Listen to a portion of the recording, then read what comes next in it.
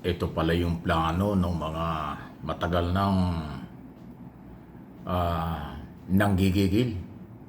Panagutin ang mga Duterte sa mga posibleng paglabag sa batas at pang-aabuso. Mga posible kasi kaya nga kasuhan para mapatunayan.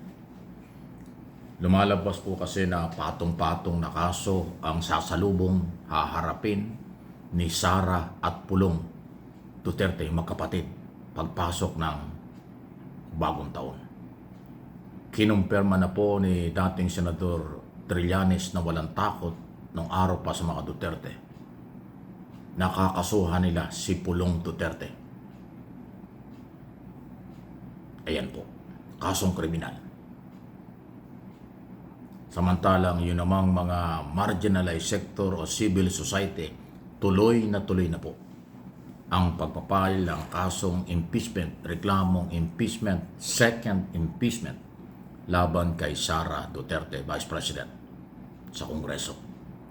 February 6 or second week ng February, ipapile po yung kaso. Dahil pagdating ng February 2026, tapos na rin ang 1-year ban doon sa unang impeachment na hindi natuloy. Ngayon, ang magiging complainant ay civil society.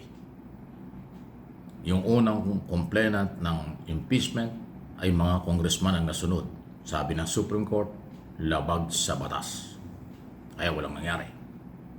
Pinigil ng mga senador na pinangunahan ni Senate President Escudero, hindi pinairal ang forthwith kaagad-agad dahil mukhang magkakaalyado sila.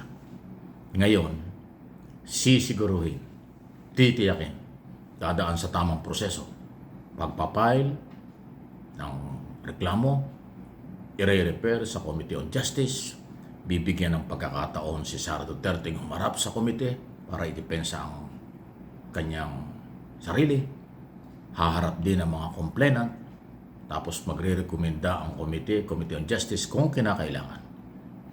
Dalhin sa plenaryo, pagbotohan, at kung makuha ang majority vote na mag-i-endorso sa Article of Impeachment, dadalhin sa Senado. So sa Kongreso pa lang, titiyaking dadaan sa lahat ng proseso. Ibibigay ang lahat ng pagkakataon sa akusado na ipagtanggol ang kanyang sarili. Magkakaroon ng matinding debate at hearing sa Committee on Justice, babagsak yan. Yung nakaraang impeachment kasi hindi na dumaan sa Committee on Justice. Dahil mahigit na 200 na nag-endorso, ang tingin nila enough na. Pero sabi ng Supreme Court, hindi. Bigyan nyo ng pagkakataon ang Vice President, ang complainant o ang akusado sa impeachment. Yun ang susundin. Kaya pagpasok ng taon, yan kaagad. Again, ang magiging reaksyon yan, harassment, political harassment, paninira, gusto talagang harangin ang kanyang kandidatura sa 2028. Yun ang mga palusot nila eh. Laging idinudugtong nila ano man ang kaso, ano man pag-usapan laban kay Sara Duterte, idinudugtong ng mga Duterte supporters at mismong si Sara na ito'y pagharang sa kanyang kandidatura sa 2028. Wala pong kinalaman ang eleksyon sa 2028 sa galaw na ito.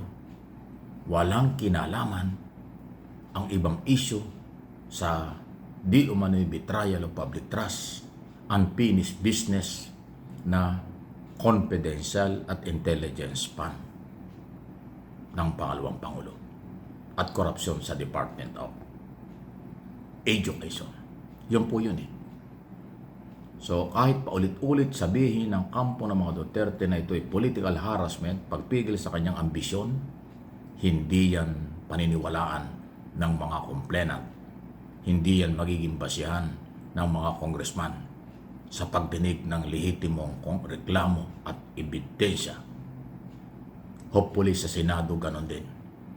Dahil nasira at sirang-sira ang Senado tungkol sa unang impeachment, hopefully sa pangalawang impeachment, magiging neutral sila. Titingin sa proseso, titingin sa ebidensya, hindi magkakampihan.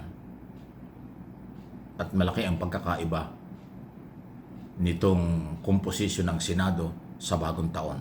pag natuloy na kasuhan at arestuhin yung 7 hanggang 8 na mga senador at karamihan dun sa kinasuhan at pwedeng maaresto ay mga Duterte supporters, senador. Kaya ang laki ng chance ng civil society na umusod yung kanilang kaso. Kaya tuloy na tuloy sa February ang impeachment. Dahil maraming mga senador na identify sa oposisyon o pro-Duterte ang dating makakasuhan, pwedeng makulong pagpasok ng taong 2026 dahil sa graft in corruption na sila isinasangkot. May problema sila sa ICC. Yung 2 senador may problema sa ICC, International Criminal Court, pwede rin mahuli. May problema yung ibang senador dito naman sa scam. At ICI naman, Ombudsman, patungo ng Sandigan Bayan. Ayan, abangan na nyo. Nagbabalita lang tayo. Huwag kayong magalit dahil at least ini-update namin kayo kung anumang argumento at anumang depensa nyo, di napapaghandaan nyo. Hindi naman kung ginawa natin topic, guilty na kayo. Hindi naman binabalita namin ito, guilty na kayo. Hindi po. Dadaan sa proseso, inuulit-ulit nga natin. Magiging maingat ang kinaukulan dahil isang magandang halimbawa yung ginawa ng Supreme Court sa pagbasura sa unang impeachment. So pangalawa, iba na ito. Pati yung mga senador, judge, malaki po ang inaasahan nating magbabago na sila. Pag forthwith, kaagad-agad gagawin nila ang trial. Pag hindi, mananagot na kayo. Sila sa mga mamamayang Pilipino. Okay? So yun naman kay Pulong, alam naman natin, ibang issue yan. Graft in corruption. Especially dun sa 51 billion project o pondong nadala sa Davao nung kailang mga kapanahunan.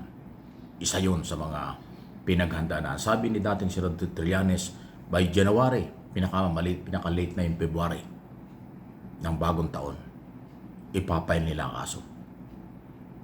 Laban kay Pulong, ang korupsyon, graft in corruption issue, at impeachment laban sa kanyang kapatid. So siguradong magagalit, iyakan na naman ang mga DDS, pero wala tayong magagawa. Hanggang atungan lang kayo, hanggang reklamo lang kayo. Ang pagpapail ng kaso ay karapatan ng mga complainant. Ang pagpapail ng kaso at pagrespeto sa batas ang tamang proseso, rule of law. Walang shortcut, walang pang-aabuso sa karapatang pantao dahil hindi yan pepede. Kaya nga, iniiwasan nila yung isyong yan, ayaw nilang magaya kay Duterte, former President Duterte na nakulong dahil sa human rights violation. Ipinakulong dahil sa kasong crime against humanity. Yan ang ayaw nating maulit at hindi na yun maulit.